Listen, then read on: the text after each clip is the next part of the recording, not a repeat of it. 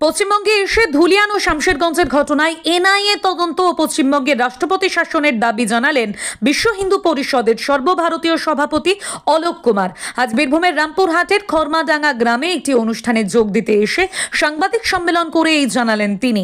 বিশ্ব হিন্দু পরিষদের সর্বভারতীয় সভাপতি অলোক কুমার বলেন, সিএএ 3 তালাক ইউনিয়ন সিভিল কোড আইনের অনেক জায়গায় বিরোধিতা হয়, কিন্তু বাংলায় হিংসা হয়। আন্দোলন কেন্দ্রীয় সরকারের বিরুদ্ধে হয়, কিন্তু টার্গেট হিন্দুদের উপর হয়। এটা রাজ্য সরকার আইন শৃঙ্খলা রক্ষায় ব্যর্থ। মুর্শিদাবাদের হিন্দুদের পাশে থাকার বার্তা দিলেন তিনি। ভারতের আইন আত্মরক্ষা করার অধিকার রয়েছে, হিন্দু সমাজ শক্তিশালী হয়ে নিজেদের রক্ষা করার ব্যবস্থা করুক।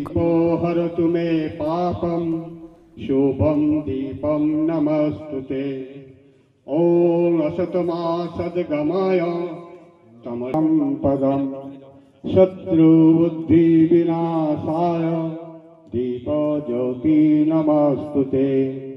দীপ জ্যোতি পরম ব্রহ্ম দীপ জ্যোতি জনার্দন শুভম দীপম নমস্তুতে। ओम असतमा सद्गमय तमसो मा ज्योतिर्गमय। ओम शांति शांति शांति।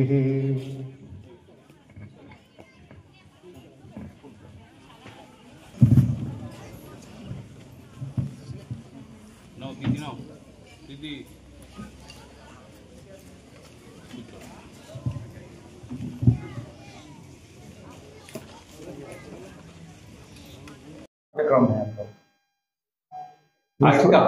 विश्व हिंदू परिषद सारे देश में सेवा के बहुत सारे कार्यक्रम चलाता है और इसमें हम लोगों का जो ज़्यादा बड़ा आग्रह है वो अनुसूचित समाज पर है।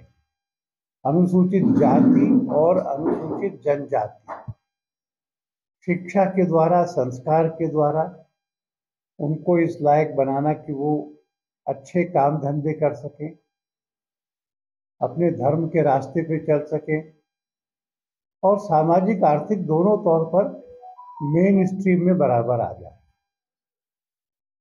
यहाँ भी हम लोग प्रयत्न करेंगे कि आने वाले दिनों में एक अच्छा छात्रावास विकसित हो, कुछ और कार्यक्रम भी हों।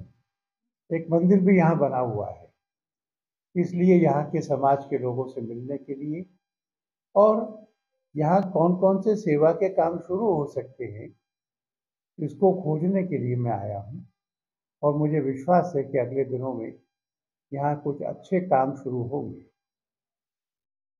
मेरा बंगाल का जो दौरा है ये मुर्शिदाबाद के भी बैकग्राउंड में हो रहा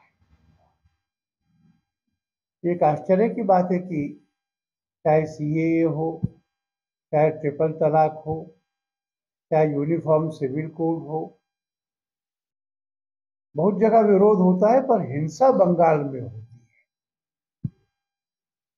आंदोलन केंद्र सरकार के खिलाफ होता है पर निशाने पे हिंदू समाज आता है। हर बार कुछ लोगों के प्राण जाते हैं, कुछ की संपत्ति जाती है और बड़ी संख्या में लोगों को अपने देश में शरणार्थी के नाते रहना होता है। मुख्यमंत्री कह रही है कि पूर्व नियोजित था। अगर पूर्व नियोजित था तो उनकी सरकार को उनके इंटेलिजेंस डिपार्टमेंट ने खबर दी थी कि नहीं? नहीं दी थी तो चिंता की बात है, और दी थी फिर भी नहीं रोक पाए, ये ज्यादा चिंता की बात। मेरे लिए ये बहुत दुख की बात हुई कि हम लोग जो राहत का सामान, भोजन और बाकी चीजें लेके जा रहे थे, हमको जाने दिया जा रहा था, पर परसों से उन्होंने ये नियम बना लिया कि कोई सहायता कोई एजेंसी नहीं दे सकती। सरकार के माल खाने में जमा करो, सरकार जिसको चाहेगी देगी। तो खाना, साफ पानी, दवाएं, मच्छरदानी, इस तक के उनके पहुंचने में रोक लगा दी। ये कहा जा रहा है कि सीमा पार से इसके तार जुड़े हुए हैं। ये भी कहा जा रहा है कि ये एक बड़ा षड्यंत्र है जो पूर्व नियोजित था। अगर मुख्यमंत्री जी इस बयान पे टिकती हैं तो ये मामला नेशनल इन्वेस्टिगेशन एजेंसी एनआईए के द्वारा जांच होनी चाहिए।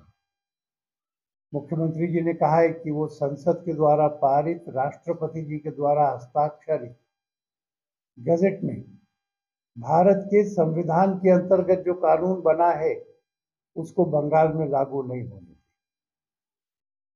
ये इस बात की घोषणा है कि भारत के संविधान के अनुसार इस राज्य का शासन चलाना नहीं चाहते,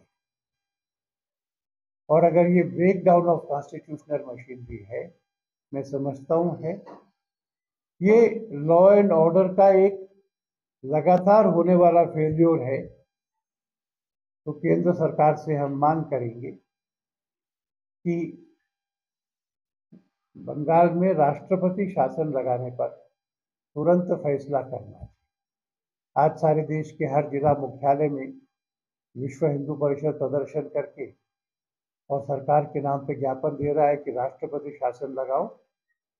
मैं मुर्शिदाबाद के हिंदुओं को कहना चाहता हूँ, विश्व हिंदू परिषद उनके साथ खड़ी है, उनकी पीठ पे है, और किसी एक भी हिंदू को उसके कष्टों में छोड़ेंगे नहीं, साथ खड़े होंगे, और इस हिंदू विरोधी सरकार के आचरण को भी बंगाल के लोगों ने ध्यान करके आगे आने वाले दिनों में उचित कार्रवाई करना चाहिए। बंगाल में जितने हिंदू हैं उन हिंदू लोगों को बचाने के लिए आप लोग का कार्यक्रम क्या होगा अगला? हिंदू को संगठित करना।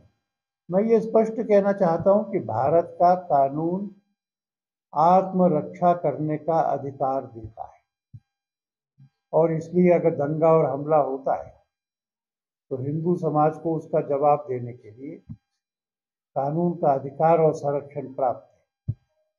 हिंदू समाज शक्तिमान होकर के अपनी रक्षा की व्यवस्था करे, और वो सरकार जो निरंतर अपने कर्तव्य में असफल रही है